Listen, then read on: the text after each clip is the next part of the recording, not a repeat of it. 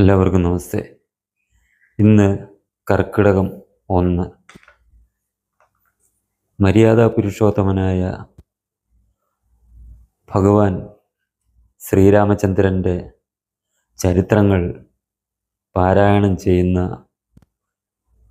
ദിനങ്ങളാണ് ഇനി അടുത്ത ഒരു മാസം നമ്മുടെ കേരളത്തിലെ ഓരോ ഹിന്ദു ഭവനങ്ങളിലും ഉള്ളത്. ബഹുഭൂരിപക്ഷം ഹിന്ദു ഭവനങ്ങളും അനുവർത്തിച്ചു വരുന്നത്.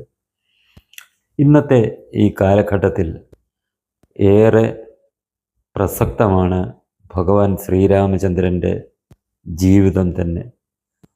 നമ്മുടെ ജനങ്ങൾക്ക് എങ്ങനെയാണ് നമ്മുടെ ധർമ്മങ്ങൾ പാലിക്കേണ്ടത്, അത് പുത്രധർമ്മമായാലും രാജധർമ്മമായാലും പാലിക്കേണ്ടത് എന്ന് നമ്മൾക്ക് കാണിച്ചു തരുന്ന മാതൃക. നമുക്ക് എല്ലാം അറിയാം, അദ്ദേഹത്തിന് രാജാവാക്കാൻ വേണ്ടി അദ്ദേഹത്തിൻ്റെ അഭിഷേകം നടത്തുന്നതിനായി അച്ഛനായ ദശരഥൻ എല്ലാ തയ്യാറെടുപ്പും നടത്തി. അതിൻ്റെ അഭിഷേകം നടക്കുന്നതിന് തൊട്ട് തലേ ദിവസം തൻ്റെ അച്ഛൻ്റെ വാക്ക് പാലിക്കുന്നതിനായി ഭാര്യയോടൊപ്പം 14 വർഷം വനവാസത്തിന് പുറപ്പെട്ട പുത്രൻ, അച്ഛൻ ആവശ്യപ്പെടാതെ തന്നെ അച്ഛൻ്റെ വാക്ക് പാലിക്കുന്നതിനായി വനവാസം സ്വീകരിച്ച മകൻ. അതിനുശേഷം രാജ്യഭരണത്തിൽ തിരിച്ചെത്തിയ ശ്രീരാമചന്ദ്രൻ എങ്ങനെയാണ് ഒരു ഭരണാധികാരി പ്രജാക്ഷേമ തൽപരനാകേണ്ടത് എന്ന് നമുക്ക് മാതൃക കാണിച്ചു തന്ന ഭരണാധികാരി. ഇന്നത്തെ കാലത്ത് നമുക്കറിയാം, അച്ഛൻ മക്കളെ നല്ല രീതിയിൽ വളർത്താൻ ശ്രമിച്ച് നല്ല മാർഗം പറഞ്ഞു കൊടുത്താൽ അച്ഛനമ്മമാരെ അനുസരിക്കാത്ത മക്കളും ഉള്ള ഈ കാലഘട്ടത്തിൽ ഏറെ പ്രസക്തമാണ് ശ്രീരാമചന്ദ്രൻ്റെ ആ ജീവിതം നമുക്ക് കാണിച്ചു തരുന്നത്. അത് പാരായണം ചെയ്യേണ്ടത് ഓരോ ഹിന്ദു പ്രത്യേകം ശ്രദ്ധ ചെലുത്തേണ്ട കാലഘട്ടത്തിലൂടെയാണ് നമ്മൾ ഇന്ന് കടന്നു പോകുന്നത്. ശ്രീരാമചന്ദ്രൻ്റെ ആ ഒരു ജീവിതം ഓരോ കുടുംബത്തിലും ഓരോ മക്കളെയും പറഞ്ഞ് മനസ്സിലാക്കി കൊടുക്കാൻ ഹിന്ദു സമൂഹം തയ്യാറാകേണ്ട ഒരു കാലഘട്ടം.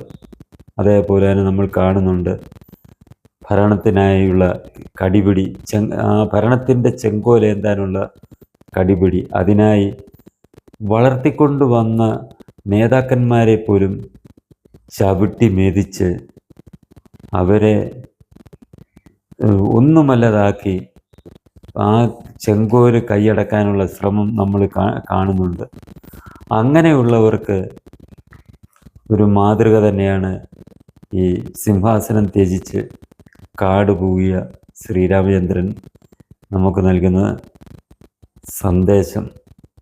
ഒപ്പം തന്നെ ഈ നമ്മൾ സമീപ കാലത്ത് കണ്ടിരുന്നതാണ് ചില ഭരണാധികാരികൾ നമ്മുടെ കേരളത്തിൽ തന്നെ സ്വന്തം മക്കളുടെ പേരിൽ കമ്പനി ഉണ്ടാക്കി അതിലൂടെ അഴിമതി കാണിച്ച് കോടികൾ ഉണ്ടാക്കുന്നത് നമ്മൾ കണ്ടു. ഈ സ്ഥാനം ഉപയോഗിച്ച് വിദേശത്തു നിന്നൊക്കെ സ്വർണം ഉൾപ്പെടെയുള്ള കള്ളക്കടത്ത് നടത്തി ധനം സമ്പാദിക്കുന്ന ഭരണാധികാരികളെയൊക്കെ നമ്മൾ കണ്ടതാണ്. അങ്ങനെയുള്ള ഭരണാധികാരികൾ കണ്ടുപഠിക്കേണ്ട ഒരു ആളാണ് ശ്രീരാമചന്ദ്രൻ. തൻ്റെ നേട്ടങ്ങളല്ല, തൻ്റെ കുടുംബത്തിൻ്റെ നേട്ടങ്ങളല്ല, രാജ്യ താല്പര്യം, പ്രജകൾ എന്താണോ ആഗ്രഹിക്കുന്നത്, പ്രജകളുടെ ക്ഷേമമാണ് ഒരു ഭരണാധികാരിയുടെ കടമ എന്ന് കാണിച്ച് തൻ്റെ ജീവിതത്തിലൂടെ കാണിച്ച് തന്ന ശ്രീരാമചന്ദ്രൻ്റെ ആ ഭരണം. ഇങ്ങനെയുള്ള നല്ല സന്ദേശങ്ങൾ സമൂഹത്തിന് നൽകുന്ന രാമായണം പാരായണം ചെയ്യുക എന്നുള്ളത് വളരെ പുണ്യമായിട്ടും പവിത്രമായിട്ടുമാണ് ബഹുഭൂരിപക്ഷം ഹിന്ദുക്കളും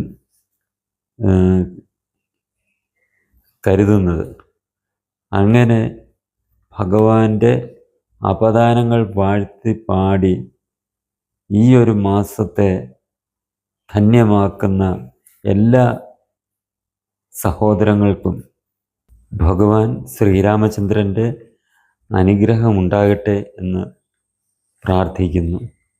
ചാനലും ഇതിലെ ഉള്ളടക്കങ്ങളും നിങ്ങൾക്കിഷ്ടമായെങ്കിൽ ഇതിൻ്റെ വളർച്ചയ്ക്കായി ഇത് സബ്സ്ക്രൈബ് ചെയ്ത് നിങ്ങൾ സഹായിക്കുക. ഒപ്പം തന്നെ ഇത് കൂടുതൽ ആളുകളിലേക്ക് എത്തിക്കുന്നതിനായി ഇത് ഷെയർ ചെയ്യുക. അതോടൊപ്പം ലൈക്ക് ചെയ്യുകയും നിങ്ങളുടെ അഭിപ്രായങ്ങൾ ഇതിനകത്തിൽ കമൻ്റായി രേഖപ്പെടുത്തുകയും ചെയ്യുക.